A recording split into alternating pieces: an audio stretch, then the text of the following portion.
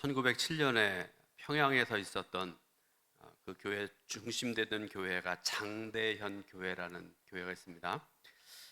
그 대부흥에 대해서 여러분들 많이 들어보셨으리라고 생각하는데요. 오늘 이 시간에는 1907년 평양 대부흥의 기원이 되었던 두 가지 영적 부흥에 대해서 말씀을 드리려고 합니다. 우리 감리교회에서 근래에 들어서 자주 언급하고 있는 1903년에 원산에서의 하디 선교사님 중심으로 한 대부흥입니다.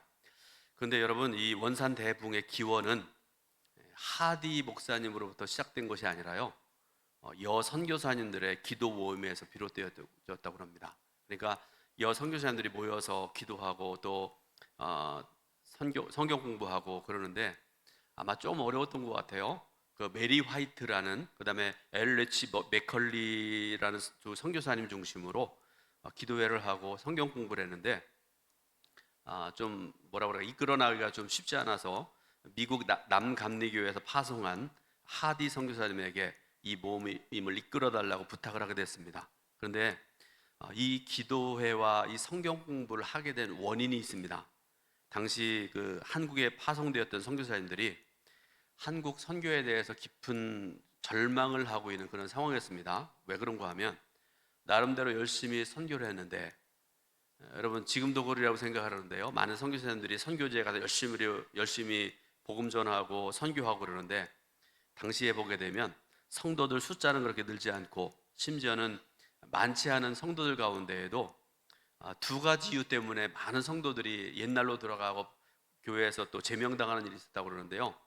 주일 성수하지 않았다는 이유 때문에 굉장히 한국에 들어온 복음이 복음적인 아주 굉장히 극단적인 복음이 들어와서 이렇게 주일 성수하지 않았던 이유 때문에 많은 성도들을 제명을 했다고 합니다. 또 하나는 음주했다는 이유 때문에, 술 먹고 담배를 피우고 그러는데, 여러분 예수를 믿으면서 그걸 그 순간에 다 끊어버리면 좋지만 들어보니까 그렇지 않다고 그래요.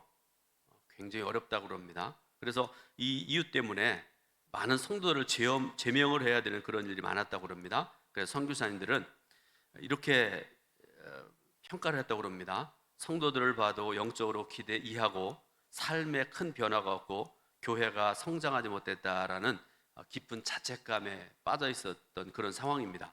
그런데 처음에 여 선교사님들을 중심으로 하디 선교사를 비롯한 남 선교사님들과 함께, 그리고 성도들과 함께한 기도회와 성경 공부가 또 집회를 통해서 이제 하나님의 큰 은혜를 경험하게 되는데요. 그런데 여러분, 은혜 중에 은혜는 회개의 역사였다고 합니다. 하디 선교사가 성도들 앞에서 자신의 죄를 고백을 했는데요. 여러분, 당시에 그 외국에서 파송되어 들어온 그 선교사님들, 얼굴은 하얗고 머리는 노랗고 키도 막 크고 우리하고 뭔가 다른 사람처럼 보였을 거 아닙니까? 지금도 그렇겠지만, 더군다나 여러분, 지금은 그래도 뭐 목회자와 성도들 간에 어떤 면에서는 친구처럼 이렇게 교제하기도 하고 뭐 그런 경우들 많고, 그런데 당시는 굉장히 보수적인 그런 상황이었고요. 더군다나 서양 선교사가 큰 영적인 권위를 가지고 교회를 이끌어가고 복음을 전하고 그런 상황에서 성도들 앞에서 자신의 죄를 고백한다는 건 굉장히 어려운 일이었다고 합니다. 심지어는 불가능에 가까운 일이었답니다. 그런데 하디 선교사님이 자신의 죄를 하나부터 열까지 낱낱이 성도들 앞에서 회개했다는 그런 말씀입니다. 그 결과로 집회에 참석했던 성도들에게 성령께서 강하게 역사하셨고요, 원산에서 시작된 부흥의 역사가 온 나라에 들불처럼 퍼져나가게 되었고요, 그리고 당시 한국 교회의 대표적인 교회 중에 하나였던 평양의 장대현 교회에서 큰 부흥의 역사가 일어나게 되었다는 말씀입니다. 또 하나의 이야기입니다. 1907년 평양 대부흥의 촉발점이 되었던 또 하나의 영적 부흥이 있었는데요. 1904년 영국의 웨일스라는 곳에, 영국의 서쪽에 웨일즈라는 곳이 있는데요, 여기에서 있었던 부흥의 역사입니다. 그 부흥의 주인공이 바로 이반 로버츠라는 신학생이었는데, 이 사람은 가난한 신학생으로 작은 기도회 모임에 참석을 하게 됐습니다. 그런데 집회에 참석을 했다가 거기서 어떤 경험을 하게 되는가 하면 십자가에서 피 흘려 죽으시는 예수님의 모습을 목격하게 됩니다. 그래서 그 순간에 엎드리고 무릎 꿇고 눈물 흘려서 간절히 기도하면서 성령님의 역사로 그가 깨달은 게 뭔가 하면 내 안에 있는 죄를 바라보게 됩니다. 그러니까 여러분, 은혜 받은 사람의 특징은요, 남의 죄를 지적질하고 사는 게 아니라 내 안에 있는 죄를 깨닫는 게 은혜 중에 은혜입니다. 그래서 이 이반 로버츠가 엎드려서 계속 고백했던 것이, 주여 나를 굴복시키소서. 수도 없이 고백하고 했던 그 고백이 주여 나를 굴복시키소서라는 그런 고백이었는데요, 이 고백이 훗날 영국 부흥의 모토가 되었다는 그런 이야기입니다. 자, 교회가 뜨거워집니다. 새로워집니다. 큰 부흥이 임했다는 소식이 퍼지게 되고, 그 소식을 어떤 사람이 듣는가 하면 한 보석 가게를 경영하던 상인이 그 소식을 듣습니다. 야, 교회가 변화되었다더라. 믿는 사람들이 뭔가 변화되고 큰 역사가 일어난다, 그런 얘기를 듣고요. 그래서 이 사람이 나도 한번 교회를 가봐야 되겠다, 처음으로 교회에 나가보기로 결심을 했습니다. 그런데 주일날 교회 가서 예배드리는 결과 들려온 소식과는 다르게 교인들이 예배 시간에 아주, 그분의 표현입니다, 격한 감정으로 기도하고 울은 것 외에는 크게 감동받을 만한 것이 없었습니다. 그래서 요란하게 알려진 부흥이라는 것이 별게 아니라, 그래서 이분이 기독교인들의 요란한 감정의 잔치라고 결론을 맺고 다시는 내가 교회 나가나구나, 그러고서 이제 교회에 발을 들여놓지 않겠노라 마음을 먹었습니다. 그런데 며칠 후에 한 젊은이가 그 보석 가게에 들어옵니다. 그래서 주머니에서 뭔가를 꺼내요. 편안을 보니까 보석이 하나 거기 나와요. 그러면서 용서를 구합니다. 이렇게 해서 선생님이 경영하시는 이 보석 가게에서 이 보석을 훔치게 되었습니다. 용서해 주세요. 그렇게 얘기를 해요. 근데 여러분, 어른 된 입장에서 보니까 너무나 기특하기도 하고 그렇지 않아요? 물었습니다. 어떻게 젊은 사람이 이런 결심을 하게 되었나, 이렇게 물었더니 이 젊은이가 하는 얘기가, 성령께서 임하시고 부흥이 일어나서 회개하지 않을 수가 없었습니다. 그러면서 용서를 구해요. 이 상인이 이 얘기를 듣고 아주 큰 감동을 받습니다. 마음을 고쳐먹었습니다. 그리고 그 다음 주일에 다시 교회에 나가서 영적 부흥을 체험하게 되고 예수 그리스도를 영접하게 되었다는 그런 이야기입니다. 여러분, 거기서 시작되어지는 웨슬리의 부흥 역사에 참여했던 사람 중에 하나가 누군가 하면 하워드 존스턴 박사라는 분인데요, 이분이 1906년 9월에 한국에 와서 선교사님들에게 이야기를 합니다. 웨일즈에서 이런 부흥의 역사가 있었고 이런 일들이 있었습니다. 그렇게 소식을 전하게 됐습니다. 그리고 하워드 존스턴 박사님이 장대현 교회에 가서 설교를 하면서 이렇게 얘기를 했다고 그래요.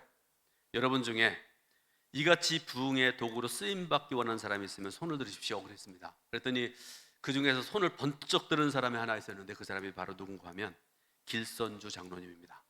장대현 교회 장로님이셨습니다.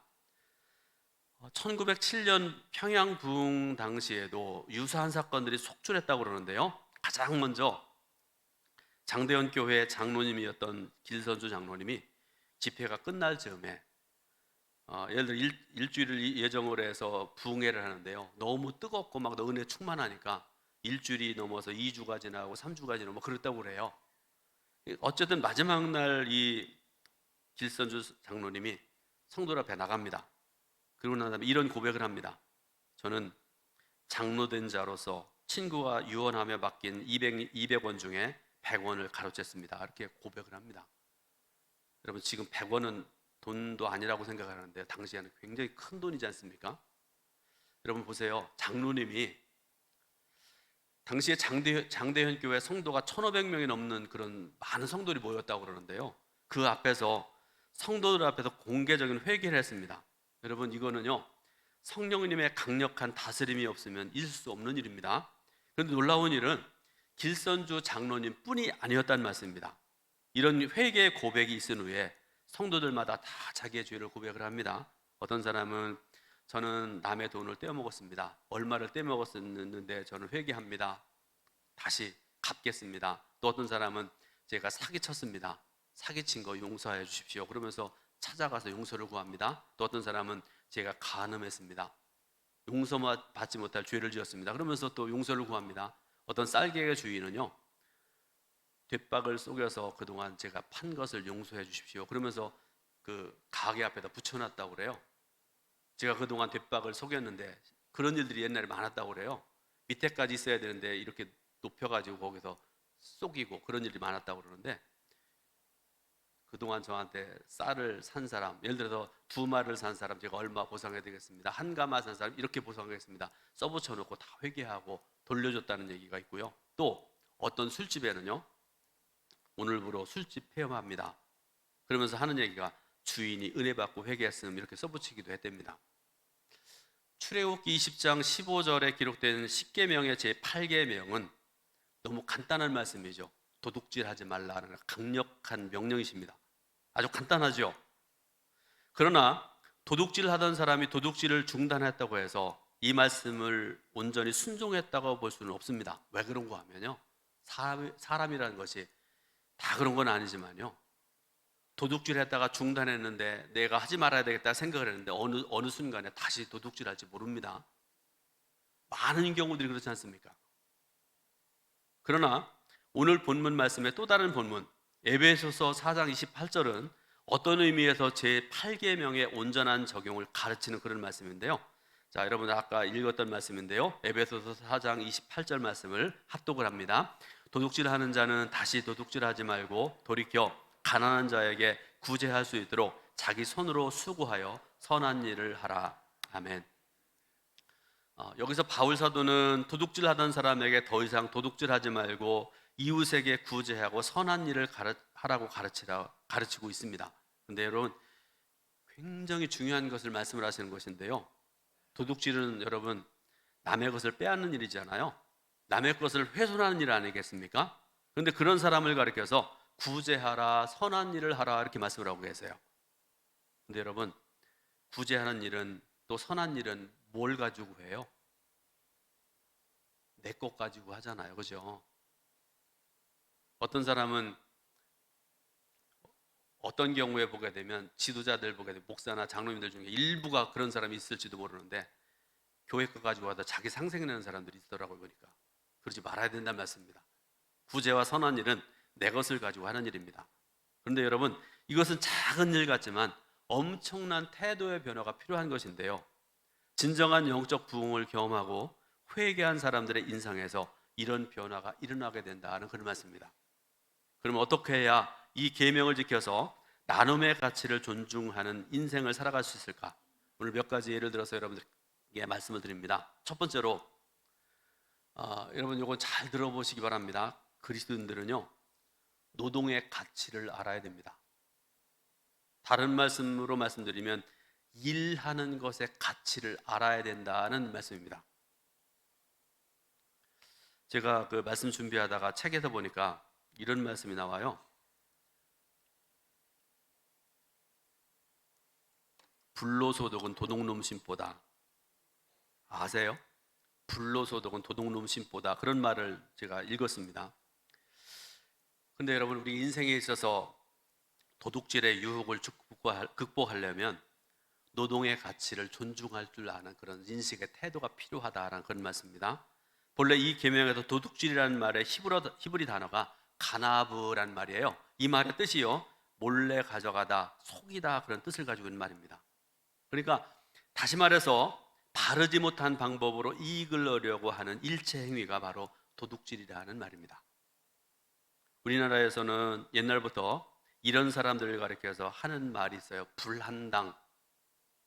이 불한당이라는 한자어가요, 안일 불자에다가 땀 한자, 무리당자 그렇게 써서 불한당이라고 얘기하는데요, 그 뜻이 뭔가 하면 땀을 흘리지 않고 이익을 얻으려고 하는 무리, 그들을 가리켜 불한당이라 이렇게 얘기를 합니다. 이런 불한당들이 추구하는 것이 결국 불로소득입니다. 오늘날 정도를 넘어선 아파트 투기,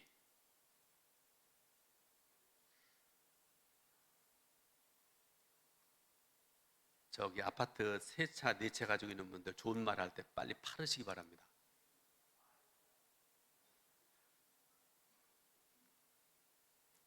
또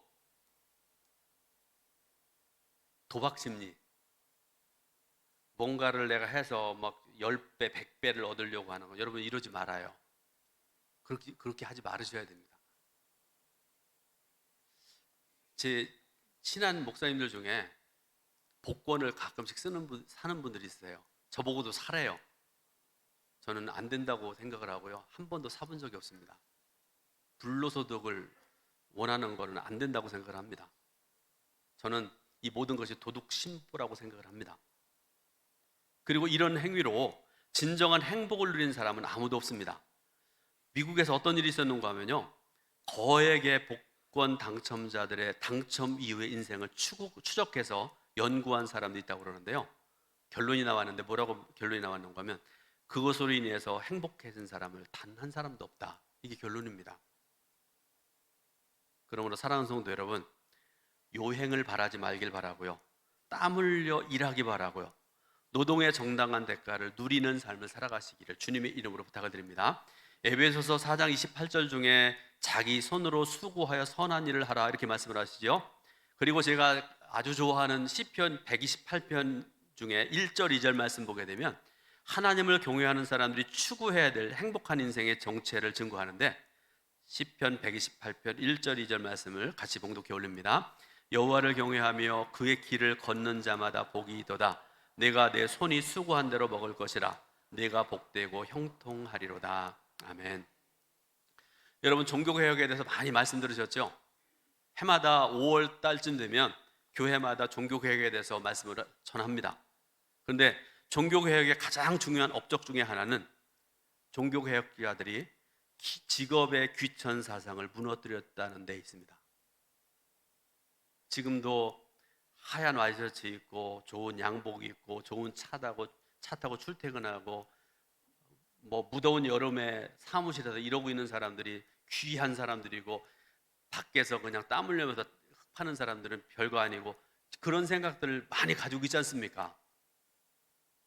제 속에도 가끔 그런 생각들이 들어와서 자꾸 물리치려고 하는데요. 그런데 여러분, 종교개혁가들의 가장 중요한 업적 중에 하나, 직업의 귀천 사상을 무너뜨렸다는 것입니다. 개혁자들은 모든 직업이 회사에서 이거 하는 사람이든지 땀을 흘리면서 파는 사람이든지 간에 모든 직업은 하나님께서 내게 주신 소명이라 이렇게 가르쳤습니다. 그래서 유명한 종교개혁자였던 마틴 루터는요, 책상 앞에다 이걸 이렇게 써놨다고 그래요. 아버지께서 일하시니 나도 일한다. 이 말씀을 써놓고 평생 일하고 모든 일을 했다는 말입니다. 그리고 마침내 인류 역사의 노동 철학을 바꾸는 불후의 명언을 남겼는데, 그게 뭔가 하면 노동은 신성한 것이다 라는 그런 유명한 얘기를 남겼다고 합니다. 두 번째로, 드림으로 얻게 되는 자유입니다. 성경은 도둑질의 근원을 하나님과의 바르지 못한 관계로 설명을 합니다. 우리가 무엇인가를 그릇되게 소유하려는 욕망을 갖는 것은 하나님께서 모든 물질의 주인이심을 망각하기 때문이다 이렇게 말씀을 하세요. 하나님께서 모든 것의 주인이시고 우리의 필요를 아시는 하나님께서 우리에게 공급하시는 분이시라는 것을 믿는다면 일확천금을 노릴 필요도 없고요, 투기에 매달릴 필요도 없지 않겠습니까? 그러면 여러분 중에 한번 시간에 다 눈 감아보세요. 눈 감아보시고 돈이 생각나신 분 눈 반짝 뜨시기 바라고요. 이제 눈을 뜨세요. 이제 눈을 뜨면서도 여러분 보이는 게 돈밖에 없다면 제가 분명히 말씀드립니다. 그 사람은 단언하건대 이미 탐심의 노예가 된 사람이다 이렇게 말씀드릴 수가 있습니다. 그리고 이런 탐심은 언제라도 우리를 도둑놈으로 변신시킬 수 있다는 것을 잊지 말아야 됩니다. 그러면 우리가 이런 탐심에서 자유해야 되는데, 그러려면 무엇을 어떻게 해야 될까를 우리가 알아야 되죠. 이미 내가 소유한 것, 그리고 앞으로 내가 소유할 수 있는 모든 것도 내 것이 아니고 하나님의 것임을 확인하는 작업이 필요합니다. 그리고 이것이 바로 하나님께 드리는 것을, 그리고 그것이 하나님께 드리는 것을 습관화해야 될 이유이기도 하고요, 이 드림의 가장 기본이 되는 게 뭔가 하면 바로 11조입니다. 말라기 선지자는 하나님의 백성이 11조를 망각하는 순간 이미 하나님 앞에서 도둑이 된다 이렇게 말씀을 하세요. 제 얘기가 아니라 하나님 말씀입니다. 말라기 3장 8절 말씀을 같이 봉독해 올립니다. 사람이 어찌 하나님의 것을 도둑질하겠느냐? 그러나 너희는 나의 것을 도둑질하고도 말하기를 우리가 어떻게 주의 것을 도둑질하였나이까 하는도다. 이는 곧 11조와 봉헌물이라. 아멘. 자, 이런 말씀을 주신 다음에 3장 10절에서 또다시 약속의 말씀을 주고 계시는데요. 10절 말씀을 봉독합니다. 만군의 여호와가 이르노라 너희 온전한 11조를 창고에 들여 나의 집에 양식이 있게 하고 그것으로 나를 시험하여 내가 하늘 문을 열고 너에게 복을 쌓을 곳이 없도록 붙지 아니하나 보라. 아멘. 사랑하는 성도 여러분, 11조를 습관해 보시기 바랍니다. 자녀들에게도 11조를 가르쳐 보시기 바랍니다. 그러면 물질로부터의 진정한 자유를 경험하게 될 것입니다. 세 번째로, 나누는 삶이 복된 삶입니다. 하나님께 드림은 그리스도인의 삶의 기본입니다. 또 하나 중요한 것이 있는데요, 나눔을 생활화하는 것입니다. 세상에는 두 종류의 사람이 있다고 그래요. 하나는 주는 사람, 하나는 받는 사람, 두 종류의 사람이 있다 이렇게 얘기합니다. 여러분 인생을 한번 되돌아보시기 바라요. 내가 그동안 60년 살아오면서 혹은 80년 살아오면서 내가 받기만 하고 그렇게 살아왔는지, 아니면 섬기고 나누고 살았는지 한번 자신을 삶을 되돌아보시기 바랍니다. 우리 인생도 어렸을 때에는 주로 받는 자의 삶을 살아왔지요. 집에 가면 부모님이 다 삼시세끼 밥 해주시고, 또 옷이 떨어지면 옷 사다가 입혀주시고, 또 학교 가서 등록금 달라고 그러면 부모님이 다 해주시고, 그렇게 살아왔지 않습니까? 그런데 그렇게 살아도 어렸을 때는 그게 전혀 부끄럽지 않았습니다. 당연한 것이었습니다. 그런데 어른이 되었을 때도 여전히 받는 자의 삶을 살아간다고 그러면 조금 문제가 있는 거지요. 어른이 되고 성숙해져 가면서 주는 삶을 살아가고 섬기는 삶을 살아가고 나누는 삶을 살아가는 그 삶의 중요성을 조금씩은 알아가야 정상적인 사람입니다. 우리가 그리스도인으로서 경험한 최고의 사건은 요한복음 3장 16절 사건입니다. 여러분 잘 아시는 말씀인데요, 앞부분 말씀을 제가 여러분들에게 또박또박 읽어드립니다. 하나님이 세상을 이처럼 사랑하사 독생자를 주셨으니. 아멘. 하나님께서는 하나밖에 없는 독생자를 저와 여러분들을 향해서 주셨다, 그런 말씀입니다. 그 하나님의 놀라운 사랑을 경험한 저와 여러분들인데, 여러분 이 사실을 믿으시길 바라고요. 이 로널드 사이더라는 유명한 신학자가 요한복음 3장 16절을 체험한 모든 성도들이 그 말씀에 순종하고 있지 않는 한 아직 그 믿음의 삶이 온전하다고 할 수 없다 이렇게 얘기를 했습니다. 그러면서 이분이 요한일서 3장 16절부터 17절 말씀으로 이 사람이 온전한 하나님의 사람인지를 설명을 했는데요. 자, 요한일서 3장 16절부터 17절 말씀 같이 봉독해 올립니다. 그가 우리를 위하여 목숨을 버리셨으니 우리가 이로써 사랑을 알고 우리도 형제들을 위하여 목숨을 버리는 것이 마땅하니라. 누가 이 세상의 재물을 가지고 형제의 궁핍함을 보고도 도와줄 마음을 닫으면 하나님의 사랑이 어찌 그 속에 거하겠느냐. 아멘. 사랑하는 성도 여러분, 특히 여성 성도 여러분, 김광석 장로님이란 분 아세요? 참존 화장품 아세요? 참존 화장품 사장님이세요. 말씀 준비하다가 인터넷에서 이 장로님에 대한 간증을 쭉 이렇게 봤는데요, 이분이 창업을 하고 망해가지고 도망자로 살아갔대요. 부도 내고 도망자로 이리저리 도망치며 살다가 하나님을 만나고 우여곡절 끝에 그분이 하나님의 은혜로 회복되고요. 뭐 그 과정들은 여러분 나중에 보실 기회가 있으면 보시기 바라고요. 이분이 기도하면서 하나님을 위해서 무엇을 드려야 됩니까? 그렇게 기도했는데요, 두 가지 하나님께서 말씀하셨대요. 하나는 아내와의 관계에 있어서 부끄러움이 없도록 간음하지 않겠습니다. 첫 번째 기도였고요. 두 번째로 하나님께서 허락하신 물질을 나 자신을 위해서가 아니라 하나님께서 기뻐하실 일에 쓰면서 살겠습니다. 이렇게 그분이 응답받고 거기서 기도했답니다. 이후로 두 가지 일들이 일어나는데요, 첫 번째로 응답하신 대로 자신의 아내를 너무나 소중하고 아름다운 여인으로 사랑하게 된 것이다. 이전에는 안 그랬던가 봐요. 저는 옛날부터 그랬는데. 두 번째로,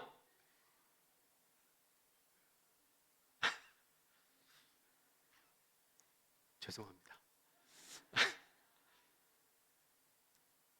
두 번째는요, 하나님께서 주신 재물을 하나님께서 기뻐하실 일들, 선교하는 일, 장학금 하는 일, 교회 개척하는 일, 구제하는 일들, 여러 가지 일들을 하면서 살게 하셨다는 것입니다. 그래서 그러고 난 다음에 이렇게 하나님의 일에 순종하면 할수록 하나님께서 내게 더 큰 은혜와 풍성한 축복을 허락하셨다, 이렇게 그분이 고백을 합니다. 십계명의 제8계명은 도둑질하지 말라라는 계명입니다. 그러나 이 명령에 대한 진정한 순종은 도둑질을 안 하겠다는 건 결심만으로는 부족합니다. 왜 그런가 하면 아까 말씀드렸죠. 내가 도둑질하지 말아야 되겠다. 어떤 사람들은 뭐 도둑질하면 뭐 장을 지진다고 그러는데 안 지지잖아요, 사람들이. 그러면서 다시 옛날로 돌아가는 사람들이 꽤 많이 있는 것을 우리가 알 수 있지 않습니까? 그러므로 우리가 해야 될 일이 뭔가 하면 오히려 도둑질하던 손으로 수고해서 일하고 그 땀의 결실로 이웃들과 적은 것이라도 나누기 시작할 때 더 이상 그는 뺏는 자도 아니고 훔치는 자도 아닌 나누는 자요, 섬기는 자요, 축복하는 자로 살게 된다는 그런 말씀입니다. 그리고 분명한 사실은 다시 말씀드리는데요, 하나님께서 이런 성도를 기억하시고 복을 주시되 넘치는 복을 더하시는 하나님이라는 사실입니다. 제가 얼마 전에 말씀 전하는 중에 떼제 공동체에 대한 말씀을 말씀드렸었잖아요. 그 떼제 공동체는 매주마다 성찬식을 하는데요, 그때마다 이런 복음성가 찬송가를 불렀다고 그래요. 그 송정미 씨가 불렀던 아주 짧은 찬양인데요, 아주 유명한 찬양입니다. 사랑의 나눔 있는 곳에 하나님께서 계시도다라는 유명한 그 찬양인데, 여러분 아세요? 반주자가 또 뒤로 가 있네요. 여러분, 사랑의 나눔이 있는 곳에 하나님께서 계시도다, 여러분 마음속 깊은 곳에 한번 새기시길 바라고요. 우리가 예수 그리스도의 놀라운 사랑을 받은 자로, 그리고 그렇게 살아가는 자들인데, 그러므로 그 이후로 도둑질하는 자가 아니라 나누고 섬기는 자로 살아갈 때 그 삶의 자리, 나누는 자리에, 섬김의 자리에 하나님께서 분명히 함께 하실 줄 믿으시길 바라고, 그런 삶을 살아가시기를 주님의 이름으로 축원드립니다. 기도하겠습니다. 하나님의 은혜와 크신 사랑을 감사드립니다. 귀한 주일을 허락하신 하나님, 하나님께 받으실 만한 예배 드릴 수 있도록 인도하신 하나님, 또 이 시간에 주시는 생명과 진리의 말씀을 전하고 들을 수 있도록 은총 주시니 감사드립니다. 여호와 하나님, 저희들에게 은혜 베푸셨사오니 은혜 받은 자로 삶의 자리에서 실천하고 행하며 살아갈 수 있는 우리 모두가 될 수 있도록 도와주옵소서. 예수 그리스도의 이름으로 기도드립니다. 아멘.